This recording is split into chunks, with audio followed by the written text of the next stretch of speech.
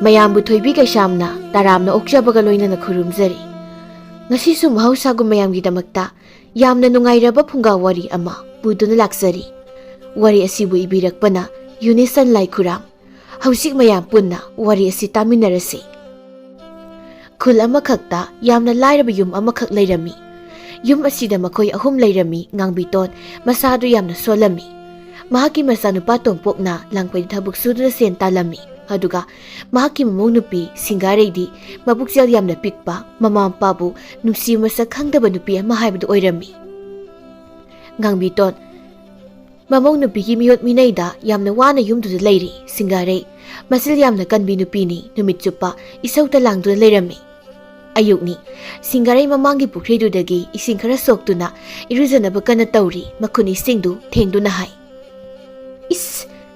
ꯏꯁꯤꯡꯁꯤꯗꯤ ꯌꯥꯝꯅ ꯏꯪꯉꯤꯅ꯫ ꯑꯁꯨꯛ ꯏꯪꯕ ꯏꯁꯤꯡꯁꯤꯅ ꯀꯃꯥꯏꯅ ꯏꯔꯨꯖꯗꯣꯏꯅꯣ ꯑꯩꯕꯣ?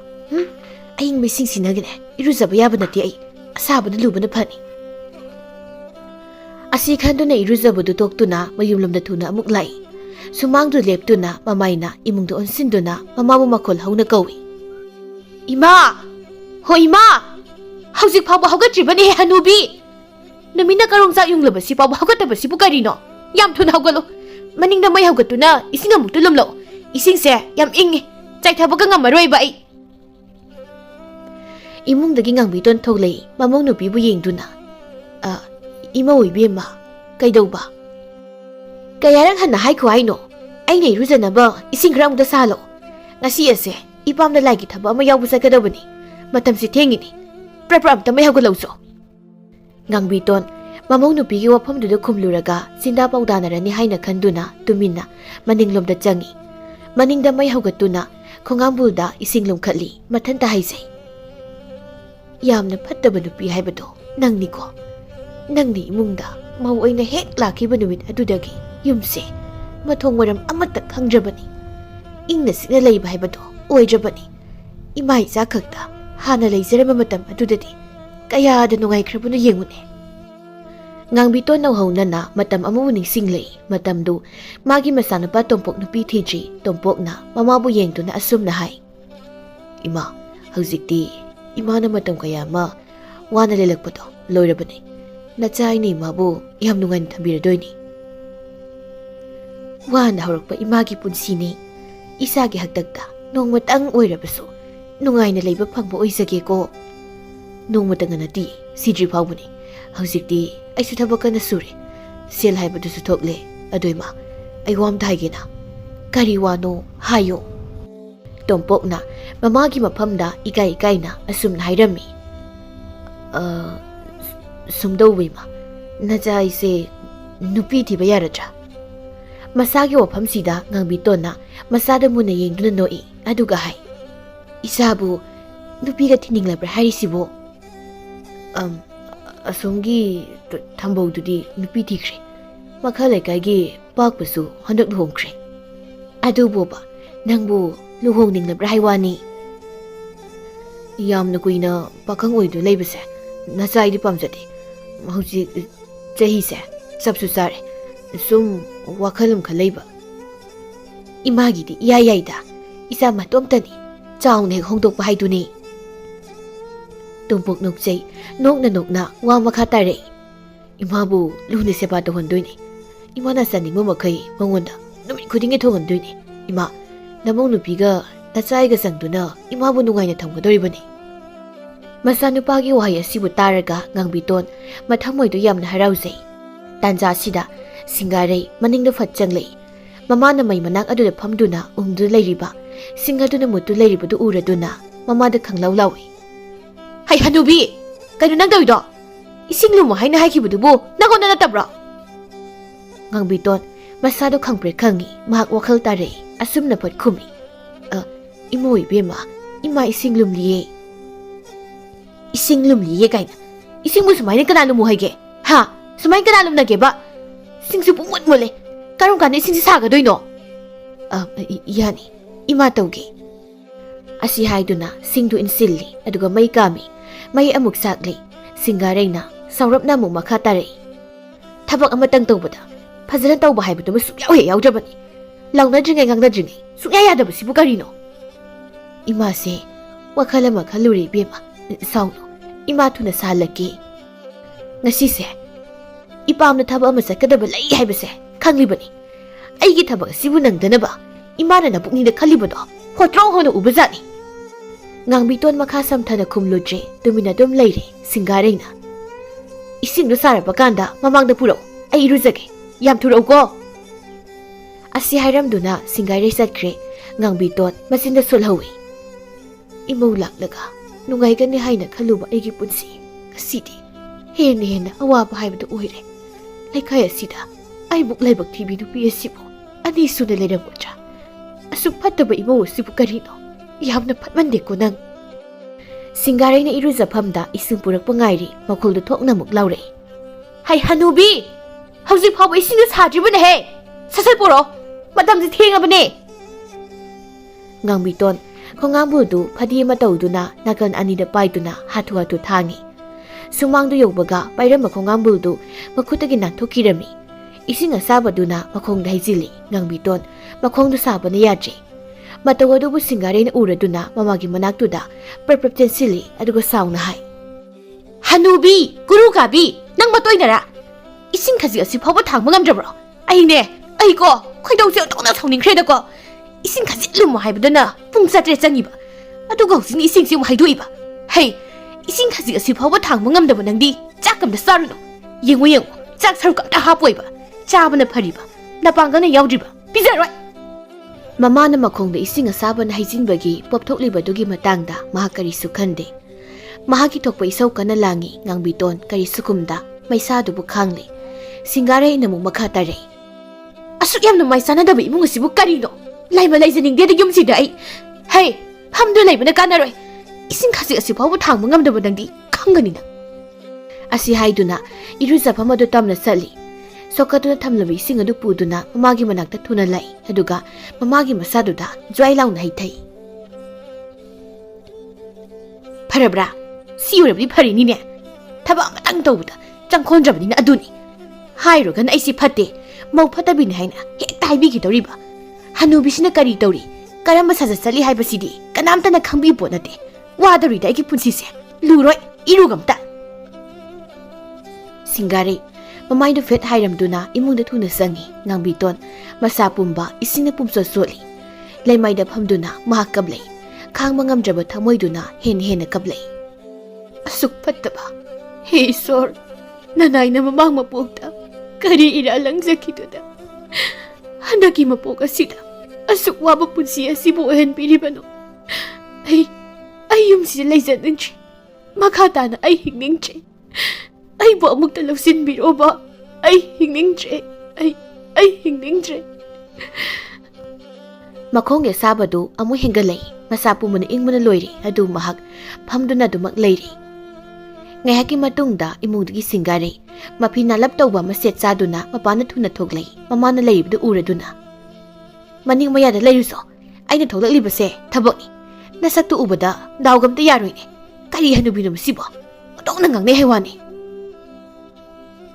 Gangbiton tapna haugatli taduna lairiba khongambul du paiduna maninglomda sangkirami singareina mathamoida momonok saduna mahagise khaplibu kaina haibaduni ne hanubi nangna yumsi lairiba makai aigi thamoise su ingi inglaroi sikro haina haibasu sidene ai thabuk chapa thengle jaka a ipamna saraba aduga hanubi madi sagera saroigira mana thokpam tawjara sani Singare yumdudagi thokre ngangbiton imungda sangduna mapi hongdoi madugi tungda magi phabungda phamthai pumnamag adubu khaluraga mahak hen kapninglakle adubu thangmogi iraw khol adubu phajili miki piedu takidana bu honai aigi punsi asibu asuk wana kayam kuida leiki ka toribano imong nupi sareida khangba lakpa ngamche amata boksaba isanu pa phangle imong nupi gi misangda aina tawgadoriba sibu karino khonga siso loina pokthokle makhongda tapna phamungda thangkatli ngangbiton phamungduda ngai hipthai tanjaduda mapandagi tamphana kaurei iche ho iche ngangbiton ise bu leibro ngangbiton mapanda mabu kaurakli badu taraduna khummi Kanano, ay imungda lay. Imungda sanga o. Tampha imungda sangi, ngangbitoni phamungkada sangi, tampha na hai. Kaidori iche, ayuksidi hiplibadi, nate, tumba haugatribro. Ngangbitona tapna khumi. Haugatlureta, aina wu hipjinmani, nate, nangna lakpabu, kari thabak lairabagi. Kaino iche, leikaigi chingyen khaibado, kaurabro. Ngarang ayukta, atung fazana isida haikibadudi. Ngangbiton, ngaranggi numitta, tampana magi manakta laktuna, hairam kiwa pamadubu, ningsing na kumlay. Oh, aidi, ikaw kauredana. Mamang leikaigi mamado, leikidredana. Magi chingyen ni, hayengse, thauram pangthokani hai, adugi, ching kumlibani, isi khoi ki supiro. Ngangbiton, wafam asida, wakhalda sumna khalli. Ching khomba lakpa haiba. Hausipu aibo, kadaidagi ching no. Ikutsida, siki mata paip sunate. Ching pudaga, ching yauri basala. Asi khanduna hai. Tampha, nang ehakta sida pamlamuko, ichene, ching ngautukluke. Ngangbitona, makhongna mukhada thangthai, tampana, mache ngangbitoni makhongdu pokthoklibudu he ure, maduda hangi. Iche, khong pokthoklibusidhi kari tawre. Ngangbitona asumna sat khumjili. Ising asabana soidana, khongsida haijingkribani. Oh, onthokpani reche. Arum arakado, kaya thangluranuko, haksangdusu, handakti khangson sona suure. Saba thakpa sang naibidrabro. Ngangbitona haifet nokladuna khumi. Nangi namitna, serana uba oirinida. Handakti, samangra haidana, imau napina phaubu nganglabani. Handakti, pangchada saadu leire tawribasi. Tampha tumina lay, ngangbitona makha tarai. Isiene, ching puthorake ko. Ngangbiton chakhumlamna sangkre, tampana, mabukningda khalhawi. Singarai se, karama nupino haiba, ay sumuna khangi. Aida natana, laikai asi layba, miyoi khudingmak, masu loina khanglibani. Adubu, aikoi nati kariwa hairuni, aikoi ka marimta thoknabadi natedo. Adubu, isi asibudi, yam nungsi. Yamna wazaraklaba iseni. Ngangbitona, Jingphusida, jingkharata oirabasu, yauramlabadi phakranida. Jingphu makhumdu tapna hangdoi aduga yengi, jingkhara yauduna lairamlibadu ure. Onthokna laiba phakreda, jingkharadi yauramese, si hekta pikhiba haiduni. Phi machet ama tawraga jingkharado haplami madubu yomduna puthorei, tamphada yengduna. Tampha se, sida leire aigi saru, yambadi yamdreko, mathangda, khara yamna mu hapa haiduni. Iche, yamba yamdaba thoidokthida, masidi leikaigini.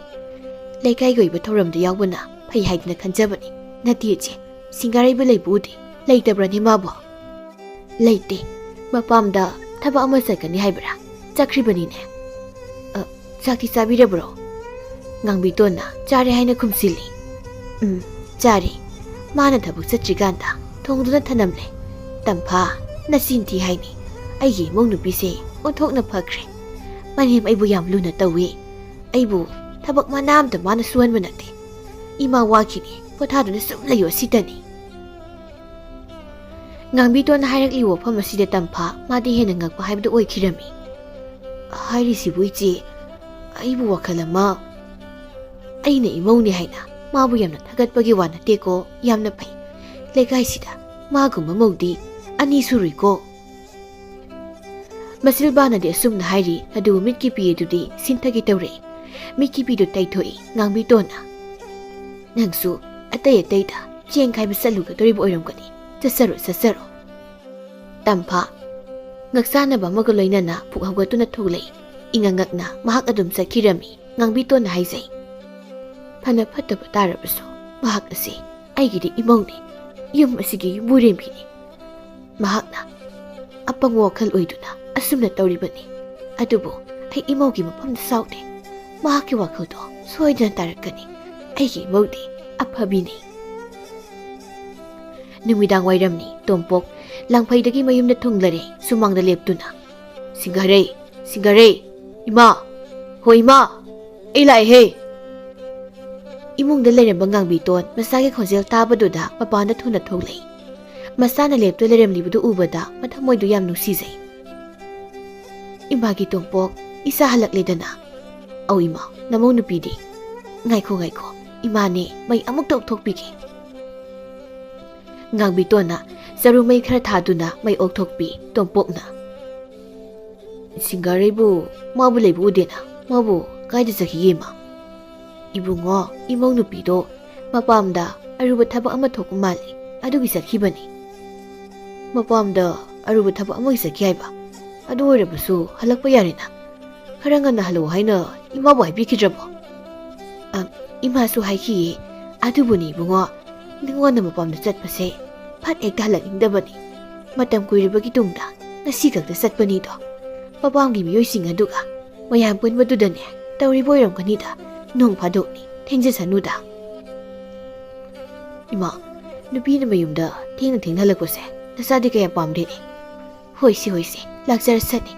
Isa langphaidagi halakpagi waramlani, ngayak potharu lao. Mama masa anidu imungda sangkhirami ngangbiton, magi phamungda muk phamthai, wakhalduda khali. Isa se chak soidan lamlamgani. Aina sak thongge hairabasu, chingsu amata leite. Waluge haibasu, sirasiki amata leite. Aibu kamdawni. Ngayak leibaga singarei mayumda thuna halai. Imungda imamamna leibada uraduna. Imungsina imamam libasibu yumsi miga amta leitrabro. He hanubi, may langa thagatpa yadro. Ngangbiton thuna may sukhali singarei imungda sangi mamabu yengduna. He haina jikay tawdabasibu karino. Chak thongkhrabra khoigi. Ngangbitona tapna. Ibema thongkhidri. Hauzik phabu sak thongdriba. Natte hauzik phabu thongdribasibu kana laklaga thongbirani haige. Nama sibudu laklaga sak thongni hairabro. Ngangbiton handak mamawna palaklibu wahai asi tasingna mathamoidu taba ngamjadi adubu sabu pomba phathaduna tapna hai. Ibema aisi nangi namanine ahalamanda adugum wangang sangang sisinaba tawhaideko matungda khak haigano. Ho masi hainabdi kanana singe ha imana hayan mangakta natro. Hoi imana lanbani imana haibadi adugumna haigadabagi mahut ma sasi thongbiyo sima tawbiyo haina phajana hayaningbagini. Is sakta nangnasu phasabu haiga pamlibo oire. Phasabu hai haibasidi migi makha pole. Nangwanda phasabu hai hairaga kari kana dawriba.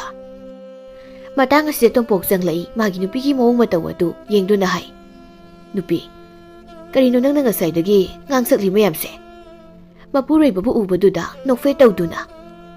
Aima, hanbiraklamledana kayam kuirage halakpa. Nang kay saloy. Ipamna salubani, phat hek halakpado yadabaduda khara thengdokre. Imase, masa kharasu nungaita male. Nangne chakhumda janglaga chawda thongmuso. Aisu saklame. Singare mabukningda sauningbana loire adubu mapuroibagi mamangda saubadi ngamjadi noksinaduna khummi. Hoi ai thongjarurage. Seli iliba phi phanektu ama hongdoknaba honai ngangbiton magi phamungda phamduna lei. Singare yam tanna chakhumda sangi. Aina di hanubise otkhaige haina khali. Adubu hek phangloidorida. Magi langpaise kasi manghalaktrabadi yadabadongna. Singare may thagat bawi, chapu may tanggali. Insang sina indem khara leribase hekta iron silage. Chapu may sarakpaduda jengphudagi jeng kotnaba changi. Makhum hangdoklubada jeng maru amata yauramdabaduda mahak khangsaw-sawkhre. Jeng amta yauramdrena sidi. Kasaiga lehubadaine. Yumsi lehuribase hanubi mahak mathantani khanganiba nang. Mafhamdudagi mamabu kanna kawi. Ima! Ho ima!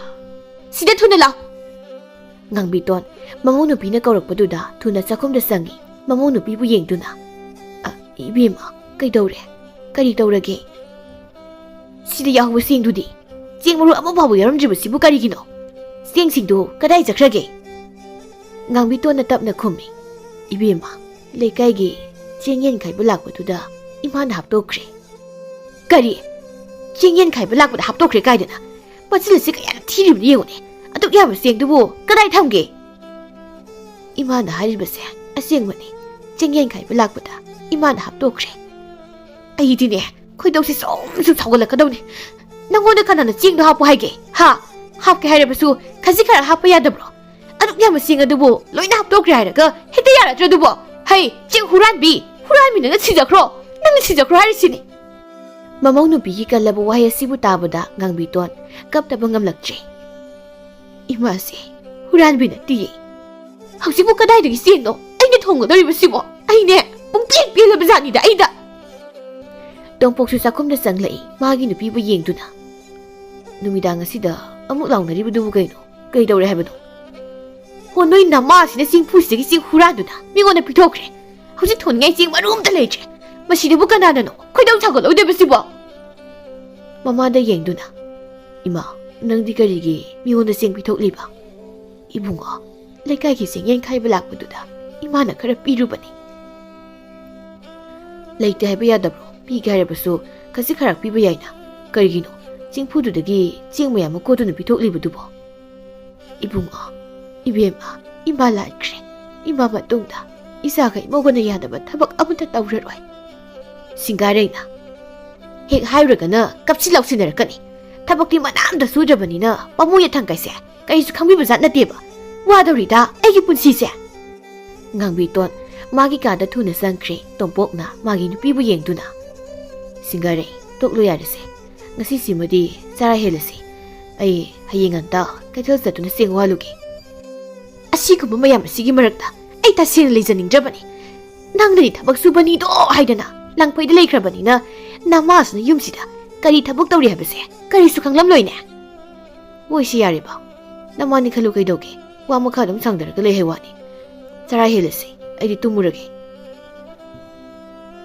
asi haiduna mahaksu thoki singare mathanta murum solaga lehawi mathangi numitni tompok yaunga na hoduna kaithelom da chatlami mahak kaithel yori chengyon ba popham adu da changlami chengyon bi tombi da yengduna ine chengkhra wanjage haima tompok nang yum dalaklabro kayam kuirage ngarang numidang oiram da thonglabani ine nanga thingnabase yam phare inega wari yamna sananingbani kari wari noine hekta sasi kaidoge laikai adu laiba miyoi khudingmakna singaregi mawong matau loina khangi singareina manempobu otpasi khangdaba kanasu leite adubu masina thongna hairuba yadabana tumin tumi leinabani tombina tompokta hai ine na haigadari buwase nang lana di lawganuko nangina mangang tonse aikhoina di yamna nusi maraibak son thokna thijakraba adubu ibungo nangi nupisi nangi na mase yamna otline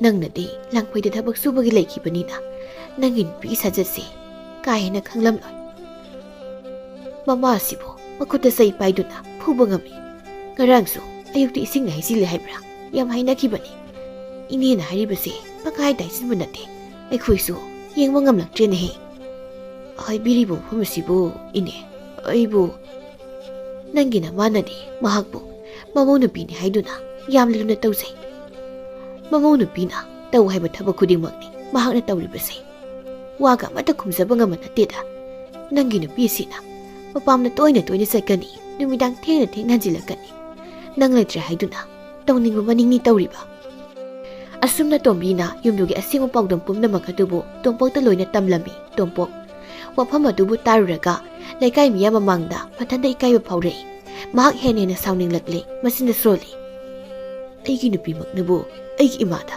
aduguba lichan o ngarangsu numidangi thogdokto aigi mabu ching huranmi adubu aigi madi wa machet amta khumjada basana marag yazaraba mugumna laikiba handakti ai langpai jatbu toklage aigi nupi sajatbu muna yengthoklage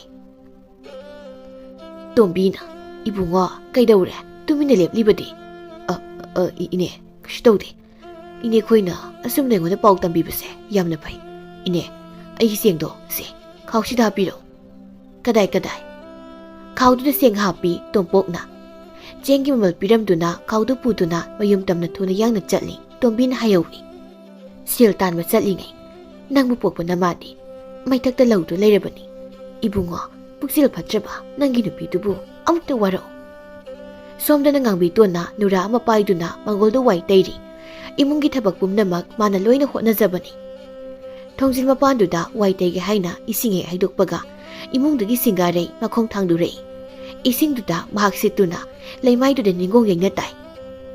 Ayo, ayo, ma, ninggang kai, ayo ma, nabada yadri, ayo. Suktok lama mamaiduna nagada leriba mamaduda yengi aduga sauna hai. Hey, Hanubi, nang natawri basi karino? Nangisi, ay buhat ka hay na honari ba natro? Why tay babu, asum na kanan haunage, masi. Asi haiduna makada lariba nurada makuna tapaiduna mamagi maiduda thomi aduga hai. Ay buhat ka hay na honara ba susay? Ningong gase, loy na kaya tawri basi. Nang ginahan makay, ay buhat na buhat naram libo oire. Ngang biton, mamay na taribadu makuna tap na nanthogtuna mamong nupida hai. Ibema, ima lankre. Isa na tumahagolagpado, ima uhogre, ima soikre. Soikre lankre hairaga, hekta yabro. Hausi ay siramlabdi kamay tawni. Ay buhat tawke hay na, thawa na tawri ba natro? Nate, imaw na kaliwa kaldo, onare. Karigi imana, imaw bu, pata na ba tawgani hay bagi? Yare! Hanubi na ginatato, ay loy na kanglabani. Wahay na pasina ba sari ba? Aduga, pabukning na, mihatpi. Ibema, tang musaro nuse. Imane, tingkat pigi, ima soy kremi. Singare, hagot kaya na kara lengi, adubu, ninggong do naba ni yadre. Adum na naba do na, mangonda amuk ehena, asaw pa haib do oikre. Ay ba, sum na nahan ba? Kangoy ra do na. Makut ani do na, mamagi masam do tapoy, aduga koy hay. Nang basi za krone, Miriam nang takpo do wari, asuk pata mahanubi sibu, basibu karino. Tonggal da tongpok janglei manggol duda magi nupina mamagi masam phoiribudu ure tongpok thuna sensili makut aduna magi nupigi makhasai aduda anira humlak seset thajili aduga hai karino nang tori buse nangbu sa olabro ha karino haibni nang tori buse ngang biton maruluk tuna kaptulai singarai na khumi ai bu phura ba nakutuna ai gi mai thara ba imada dum na tawba kana na hungna bage adum na taw haina nangona kana takbige nang na kari khange imana ibu hana mo honaribani hayo imana kari toriba imana nangbu karam na hana mo honariba hayo singareina mapureb da pautami ising sai doctor thamliba aidi khangdabani na yauraga tholakpani ising leibudo uhobosu nate ising du nan thure hojikti ningong asi loya kari dana Wafam asida tompok na makutuna magi nupibu amka supui maduda singarai na. Ngaura bro karido, aibu sasanoi na umira bro. Nang si kanano, ha? Nang siya mo si kanano? Ay, yung sige mau ni. Yung gimawa mo oira ba di, karito ko ni. Ha? Karito ko dagi. Singarai tuminalay tompok na magi nupibu amka supui adugahay. Nang mo karaman nupino, ha? Nang bu karam nupino mawa moiraga kari tokoni khangdana nang asidagi yuba silai ba yare hujimak napamna sakadabani singare mapurem na phubadu da kappi kari no wagi wasum na haibiyu imam da chalu kai na haibadudi haibigano tompok na mama da yengduna oh aigi imase nahan makai onthok na wana leiram khraboi ima nasalale imagi masakpu Nasay na matam sana kang hurutse. Patrabi na mong nupi sarita. Nang di, wana kang lamlaboy ko ima. Asi haidu na, mamagi lukta doon layriba may tong adu tap na hagwatpi. Ngang bito na, kap na hayrei. Imagi ibu ngo, imaw mo pugano, bumnamang, ima na lan mangagtani. Ima, mahak, yum si layba yaray. Ima isa nida, yum sida, ingles in lehausi. Magi nupibo among iyeng doon na. Mawa maoiraga mani makubuot kani haina khanba naningtam na hingba pamo nangni na pamda naningtam na leizaruro asi haiduna magi nupigi makhudang adu tapaiduna singkhali asidi nangi lamsat bumba ai khangle sa kai olaba nanga leiminaba ai gamlai haujamu chalula singarai na kaptuna aibu chalu haibu aidu dadi ifam dai bigano Nang yung sila ibiyaro ini. Singaray na, mamagi makong kondo na. Ima, namaw lanjakre. Namaw tasing na, imagi mapam na lanjakre. Ima, Namawa apangmani kantuna amuk tangak piyo ni ima. Aibu yumsin layan biyo namaulan jakri ima. Aibu yumsin layan biyo ima. Mukchel saubi ngang bi toni minungsi saubi akhang kan bi mama amani. Makhongna tutu lairiba mamuna pibu tapna hugatpi aduga hai. Imauna kari gilan kani imaulanne imaudi yumasiga asengwa yumbirembini. Kari gi imauna yumasibu thadoktu satkani. Imogi maning thungan ngamdraba matik zadraba. Nama ai oinane yumase thadoktu sakhrage. Tompokna imana kari gi yumse thadoktu satkani. Mi phata mahakni chakadabani. Singarena ima namaulankhre. Yumsida puna leiminatuna imagi seba matto lomna tawu phangsaki. Maduna namauni imagi mapamda langsakiba iral pumbato karamakhaidi imana kopiri haina khanjarage ima. Imausidi yare kaplagano imaugidamakta ima leiribasidi. Ngangbitona masanupabu yengtuna amuk hai. Ibungo yumgi yumburembidi khongna khuna kawba phuba phateko. Imaudi sanani ne manem aina yamna nusiba imauni ne. Ima Singare amadi tompokna mamagi makong sokna khurumzai. Ima nasa namauna langkyu pumnama imana ngakpiyu ko. Ngangbiton mitlu anidagi thingba ngamdraba pirang sinthare. Handak sintharakliba pirang asidi nungaiba hemanbagi sintharakpa pirangni. Masamamu anibu mathanungda chena konsinbirami.